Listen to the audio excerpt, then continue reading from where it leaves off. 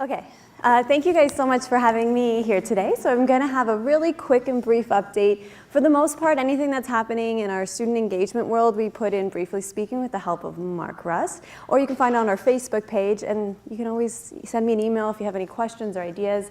I have 3 big events coming up in March that we're really promoting to the students. The first one, an email went out yesterday about, and it's the Sheridan Business Case Competition, so it's our 2nd annual one. It's for all business students. I haven't picked the case yet. It's going to be either general business, entrepreneurship, or a slight little marketing, like a marketing 101.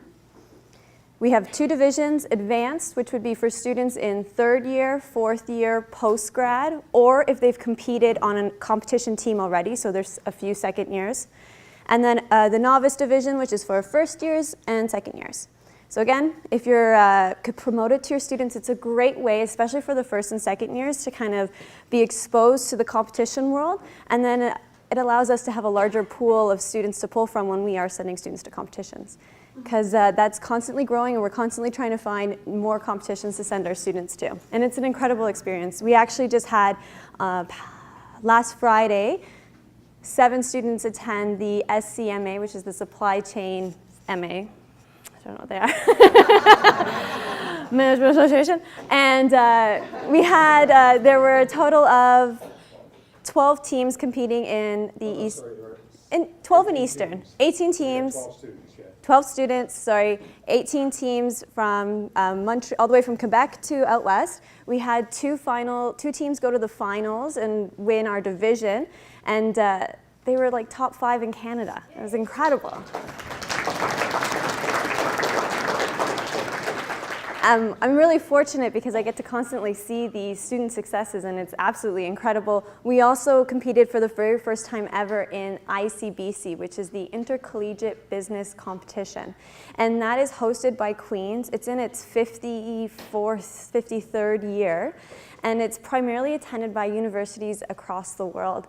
We actually had 3 teams willing to participate with very little notice, so bless the students. We were like, hey, here's a huge case. We don't know what you're going to do with it, but you have to prep and write a report and send it in for some strangers to be judged. Good luck.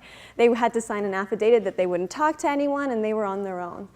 We had 2 students from there go to the finals, so they made it to Queen's. They competed against Queen's, McGill, University of Vermont, and the University of Hong Kong, and I'm missing one. Anyways, doesn't matter. The point is, we beat McGill, we beat Queen's, we tied 2nd with the University of Hong Kong, and it was the most incredible event ever to see these students just thinking, I could never imagine being here. So anyways, that's just me, like, amazing things that I get to see. And hopefully, if you are interested in coaching or getting more involved with those things, you'll be able to see them as well, because I know you guys all see your student successes in your classes. Okay, so case competition, March 15th. Promote it to the students. I'm also looking for a few judges if you're interested in judging for the day. Anyone who coaches, I highly recommend it. It's a great opportunity to sit on the other side of the table and see when your students go to competition what it is that judges are looking for. The next item we have is OCMC is coming up, our Ontario Colleges Marketing Competition, and we are pushing recruitment. So any faculty who are teaching Marketing 2, yes, right? Marketing 2, or any of the 2nd year marketing students, if you could promote to them, that we'll be recruiting, and hopefully we'll be in your classes as well, talking to students about this competition. And then the last event we have is the EcoMax Challenge, which is happening on March 29th. And that's partnership with a local company who produces an all-natural consumer product, cleaning products. And we've got a real-life business case for these students to compete in. So it's open to all business students. What they'll do is they'll attend the day. They'll be given a brief. There's a question that the client has. They have a problem.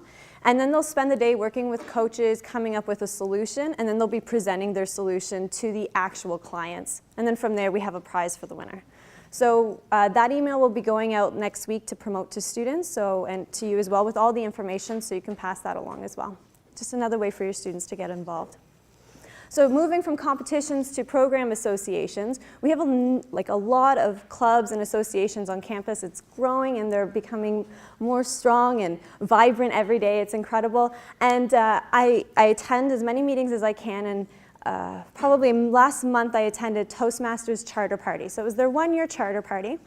And I was able to see Nizam Hasbi, the Toastmasters president, make his speech. And Vishal and I were there, and I swear we were both on the verge of tears. And I said, you know what?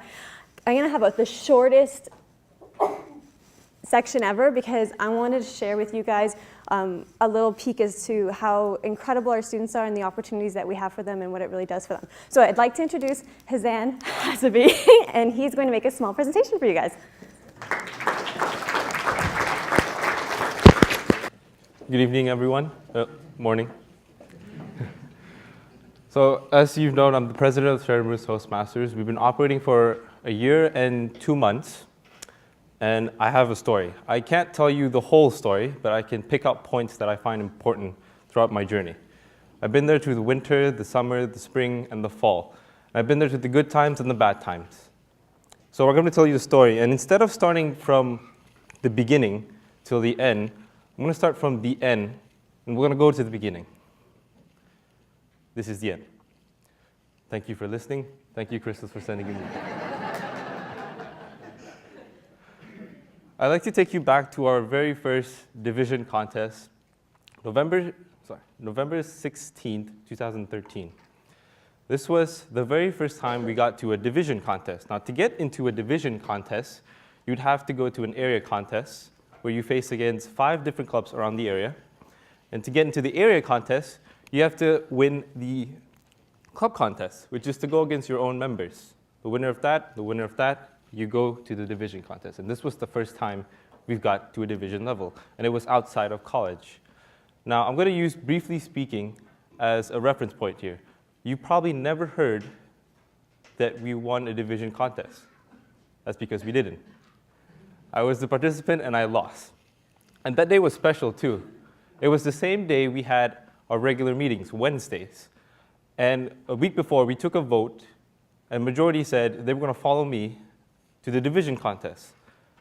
Being the sore loser that I am, I went to the corner, I looked down, and I thought to myself, I failed. I should have never brought anyone with me. I could have told everyone to continue with the regular meeting, and I'll go alone. But something happened when I stood there. 1 by 1, or 2 by 2s, they would come up to me and they would say it in a different way, but they all had the same meaning. Like what a parent would say to its child. It's okay. I have to take you back now to the area contest. Not the one I won to get the division, but the one that you probably never heard of before. The one I lost on March 13, 2013. This was the very first time we had an area contest here in this room. It was, well, I lost. It was an important day as well. It was not only the first time that we had to compete in the area contest, it was also the first time that I've spoken to these many people. It wasn't the same as the club contest, because in the club contest, you know everyone. It's students facing each other, and it's students you see every day. This one, you had a wide variety of people, young and old, and because this is Canada, I don't have to talk about diversity. And being the sore loser that I am, I remember this day exactly. I sat right there in that corner. I put my head down, and I told myself, I failed. I should have never competed. But something magical happened. 1 by 1, or 2 by 2s, members would come up to me, and they all said it a different way, but they all had the same meaning, like what a doctor would say to its patient. It's okay. I have to take you back to the very beginning.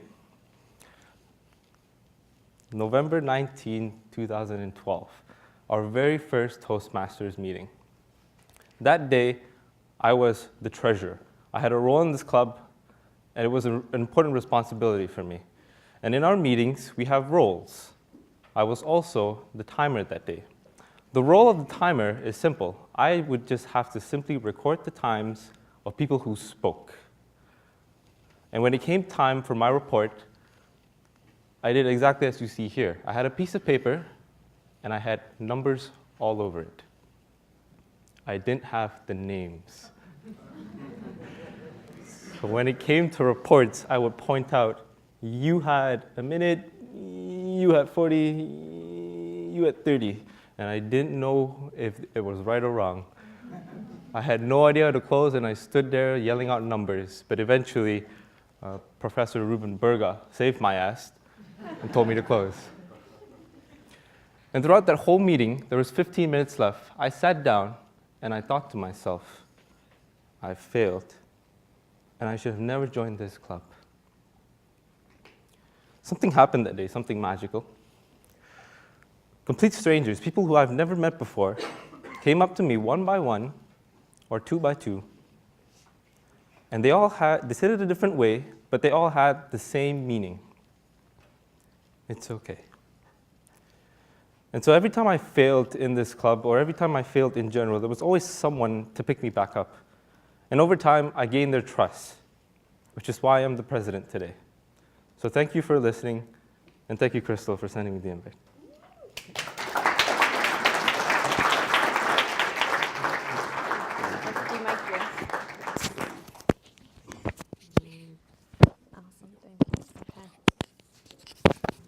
There. Okay. So I did ask him to shorten it. It was a 7 or 10-minute speech originally. So that's pretty magical that he was able to cut it down, and you guys were able to see a little snippet of it. But I think it really captures what the power of extracurricular activity tied to education can really do for our students. And he's just a gleaming example, and there's plenty more students like there, and there's plenty more students who are going to soon be on that journey. So, you know, if a student feels like they failed, it's really just the beginning of something new and greater for them. Any questions for me? Perfect. Well, that wraps me up. How can I compete after that, really? So thank you. Oh, wait, question. John?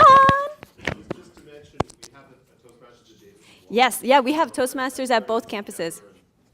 So we have it running at both campuses. It's incredibly popular at Davis.